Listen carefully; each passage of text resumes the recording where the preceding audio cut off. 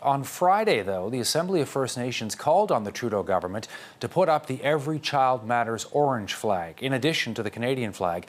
But that is not happening. So does the AFN want to see more on this Indigenous Veterans Day? Let's bring in the Assembly of First Nations National Chief RoseAnne Archibald. Welcome to the program, Chief Archibald. I appreciate your time.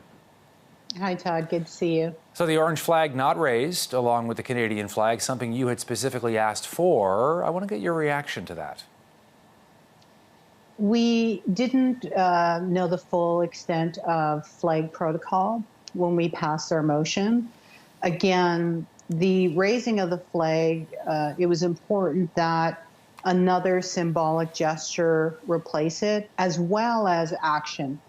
And we do feel like we did receive that in terms of the solutions we put forward.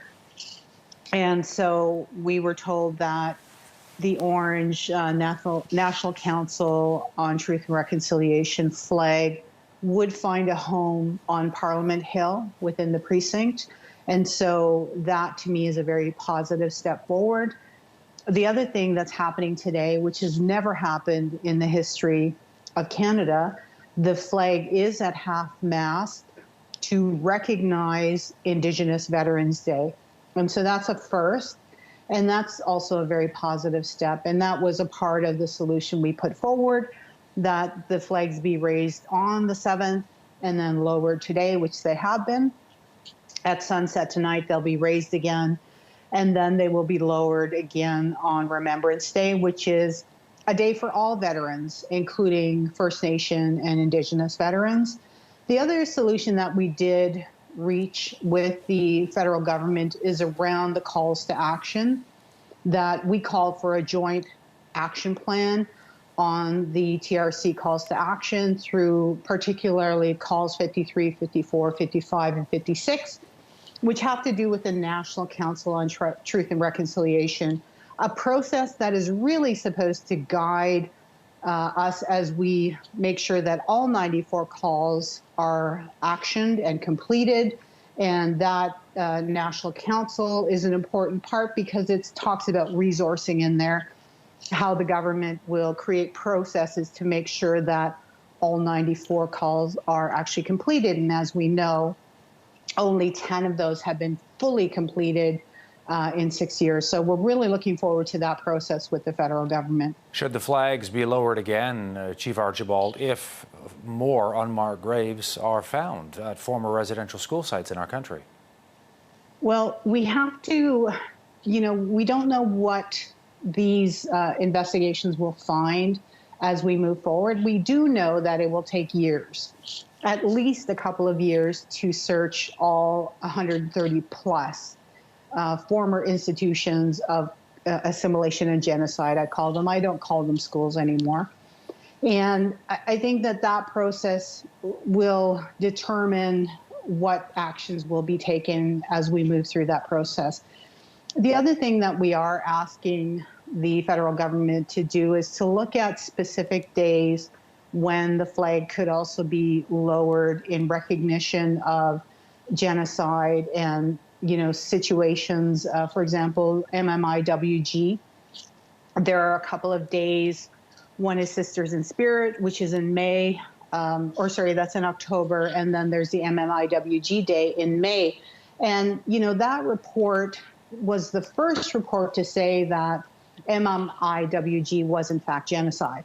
And so, there are certain days I think that it would be appropriate to lower the flag to recognize and honor victims that have been subject to genocide in Canada.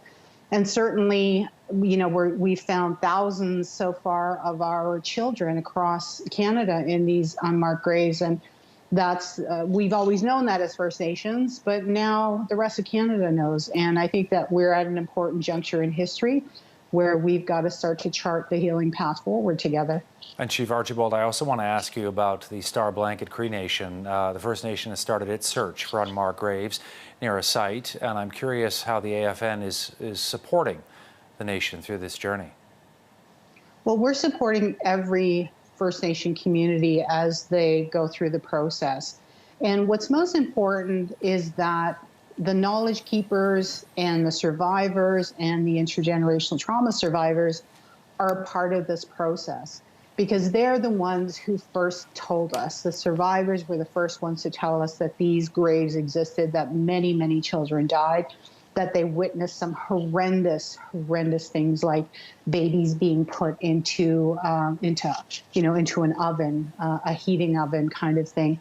I mean, horrific things happened in these institutions of assimilation and genocide. And so survivors are an important part of this process in terms of guiding them.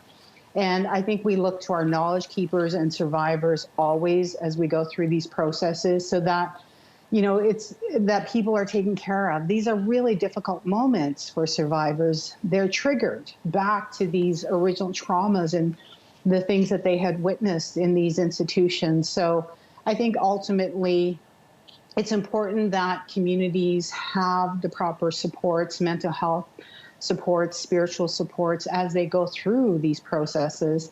And we did see an announcement before the election for $321 million, which is supposed to help that process. And if it is deemed that further funding is required to complete those investigations and to complete that ground penetrating radar process, then it's a reasonable and fair expectation that the government will work with communities to make sure that that happens. Chief Archibald, I appreciate your insights coming on the program today and making time for us.